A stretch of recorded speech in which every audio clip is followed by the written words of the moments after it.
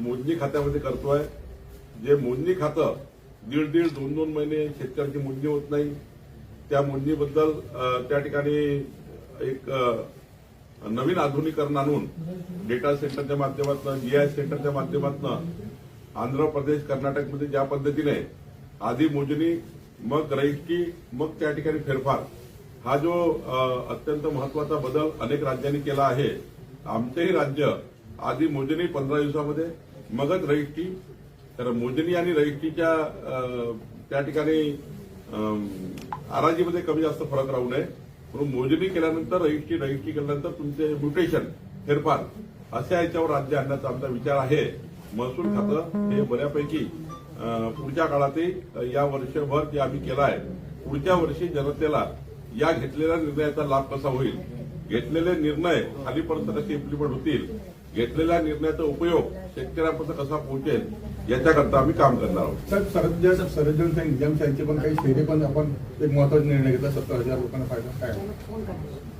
मराठवाड्यामध्ये 70,000 परिवार असे होते ज्यामध्ये निजामकालीन नाव त्यांच्या जमिनीवर होते.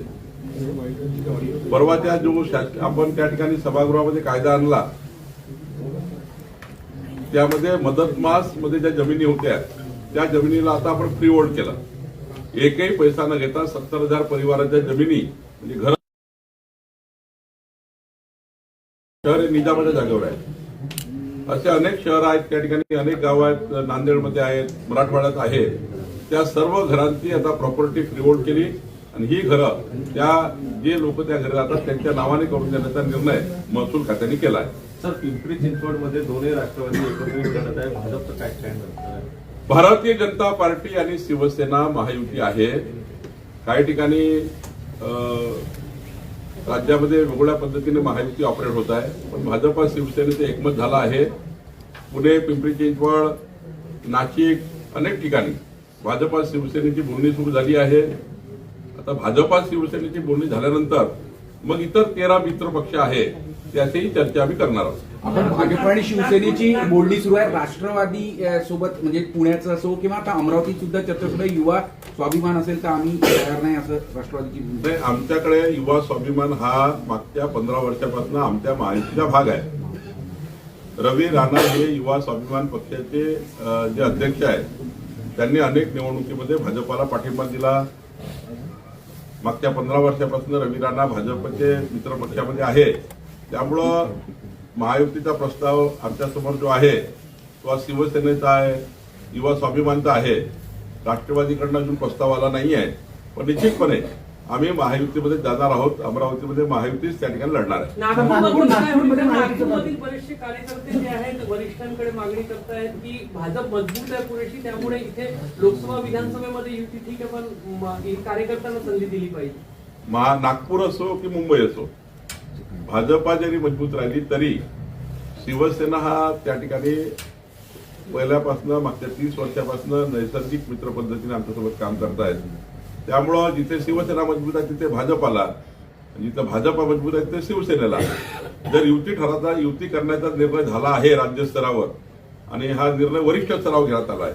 त्यामुळे मला वाटतं आता किंतु परंतु ठेवण्याची गरज नाही. पिंपरी चिंचवडमध्ये म्हटलं की मी सर्व काही पणाला लावेल आणि भाजपच्या ज्या स्थायी समितीच्या अध्यक्षता सीमा सावळे यांनी मला असं वाटतं त्यांचा पक्ष त्यांनी कसा चालवायचा, त्यांनी निवडणूक कशी जिंकायची, निवडणुकीमध्ये यश पराजय जे काय होईल ते होईल, पण निवडणुकीच्याच तत्वावर जिंका लागतं किंवा निवडणूक लढावी लागतं. त्यामुळे त्यांना त्यांच्या पक्षाचा पूर्ण अधिकार आहे. त्यांचा निवडणूक कशी लढावी त्यांनी त्यांचा पूर्ण निर्णय घ्यायचे आहे.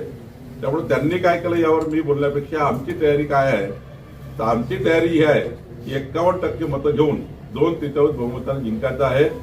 आम्ही महायुती चांगल्या पद्धतीने महाराष्ट्रात देऊ आणि महायुतीत या ठिकाणी महाराष्ट्रामध्ये लोकांची पसंती आहे. पिंपरी चिंचवडमध्ये राष्ट्रवादीचाच महापौर होईल. पिंपरी चिंचवडमध्ये राष्ट्रवादीचाच महापौर होईल असं अजितदादा म्हणतात. अजितदादाला राष्ट्रवादीचं वाटतं, आम्हाला भाजपचं वाटतं. त्यामुळं जनता निर्णय करेल पिंपरी चिंचवडची कोणाचा महापौर बनवायचा.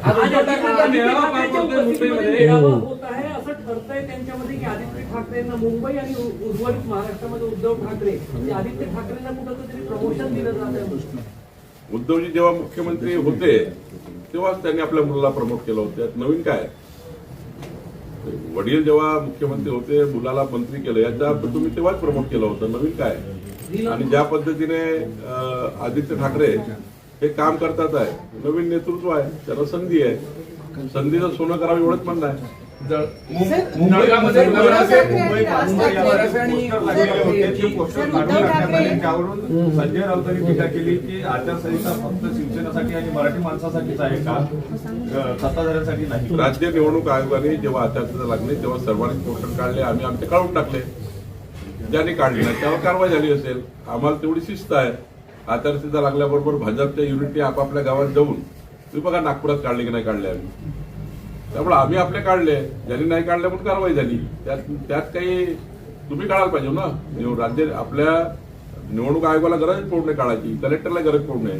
आपापल्या पक्षाचे आपापल्या नेत्यांनी आचारसंहिता लागली की साधा नियम आहे, काढले पाहिजे. आम्ही काढले, त्यांनी काढले नाही म्हणून कारवाई झाली. गुलाबराव पाटलांनी जळगावमध्ये म्हटलं तर सन्मान दिला नाही की आम्ही स्वबळावर. गुलाबराव पाटील त्यांच्या स्वभावाप्रमाणे बोलत असतात, पण माननीय देवेंद्रजी, माननीय एकनाथजी, आम्ही सर्व बसलो होतो. त्यामध्ये महायुतीचा निर्णय झाला आहे. सर, उद्धव ठाकरे आणि राज ठाकरे मुंबई हे अमित शहाच्या याच्यात जाऊ देणार नाही, कशात जाऊ देणार नाही असं संजय राऊत म्हणतात.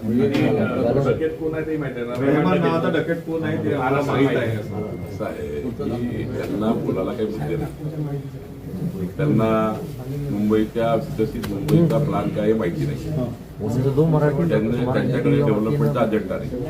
सकाळी उठल्यापासून झोपतपर्यंत टोमणे मारायचा त्यांचा कार्यक्रम आहे. टोमणे मारत राहतात. त्यांना हे माहिती आहे महाराष्ट्राची मुंबई, मुंबई महाराष्ट्राची. सारं जोपर्यंत चंद्र सूर्य आहे तोपर्यंत मुंबईला महाराष्ट्रापासून कोणी वेगळं करणार नाही. हे माननीय मुख्यमंत्री एकनाथ शिंदेजी, देवेंद्रजी या राज्याच्या सर्वच 14 कोटी जनतेला वाटतं आहे. आणि त्यामुळं हे जे आहे ना, हे फक्त काहीतरी दिवसभर टीव्हीवर दिसलं पाहिजे, दिवसभर चाललं पाहिजे, काहीतरी लोकांनी आपल्याला ते सकाळी फेसबुकवर कॉमेंट केले पाहिजे, काहीतरी आपले लाईक डिसलाईक राहिले पाहिजे लोकांमध्ये, म्हणून ते करत राहतात. कालच निवडणूक जाहीर झाली आणि आज ते म्हणतायत की पैशाचा महापूर वाहणार आहे आणि पैशाचा वापर होणार आहे. ज्यांनी आयुष्यभर जे धंदे केले आहेत त्यांना तेच दिसतं.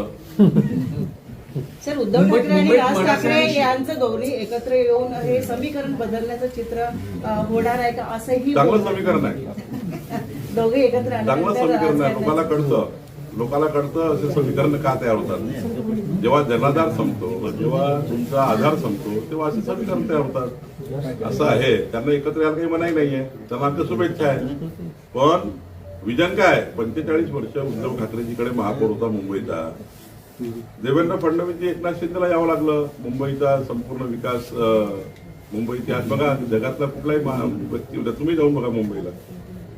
10 वर्षापूर्वीचे गुगलवर मुंबई, तुम्ही एमआरसॅकवर काढा मुंबई 10 वर्षापूर्वी, 15 वर्षापूर्वी काय, 2014 पूर्वीची मुंबई काढा आणि 2024ची मुंबई काढा.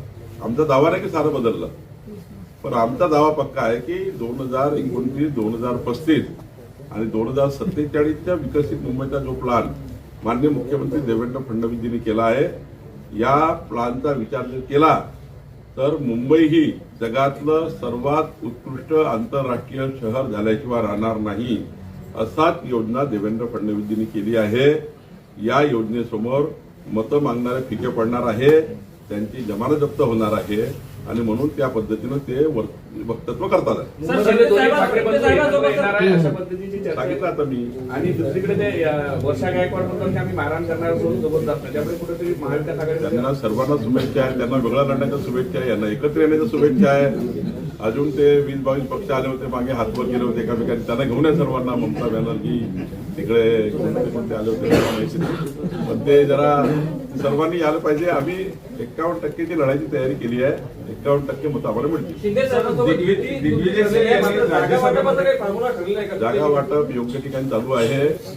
जेव्हा तुम्हाला जागा वाटपाचा फॉर्म्युला समोर येईल तेव्हा तुम्हाला आनंद होईल. बावनकुळे साहेब, आपल्याकडे राज्याची जबाबदारी आहे. 29 एक मागणी केलेली आहे की जेव्हा एखादा पक्ष फुटतो तेव्हा चिन्ह गोठवलं जातं, पण महाराष्ट्रात शिवसेनेचं चिन्ह एकनाथ शिंदेना तर राष्ट्रवादीचं चिन्ह अजित पवारांना दिलं.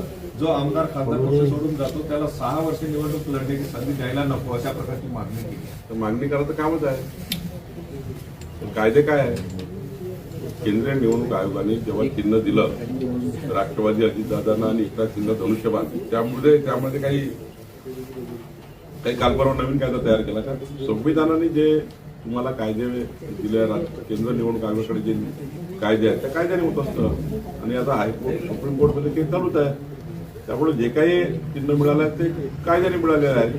त्यामुळे तुमचा पक्ष जेव्हा शेवटी पक्ष म्हणजे काय, तुमच्या पक्षात असलेले लोकप्रतिनिधी तुमच्यासोबत किती आहे आणि वेगळे किती झाले याचा कायदा आहे. केंद्र अनेक सुप्रीम कोर्टाचे निकाल आहेत, यामध्ये सुप्रीम कोर्टाचे निकाल, केंद्रीय निवडणूक आयोगाचे कायदे याचा आधार घेऊन हे सारं त्या ठिकाणी निवडणुकीचे चिन्ह एकनाथजी आणि अजितदारला मिळाले. बावनकुळे साहेब, 29 महानगरपालिकेच्या सगळ्या निवडणूक होत्या, 29 पैकी किती महायुती जिंकेल काय? सर्वच जिंकणार आहे. 29 महापौर हे भाजपा महायुतीचे होतील. तर किती ठिकाणी मैत्रीपूर्ण लढत आता कॅल्क्युलेशन चालू आहे प्रत्येक जिल्ह्यामध्ये जाऊन. 100% आम्ही सर्व सोबत लढणार आहोत.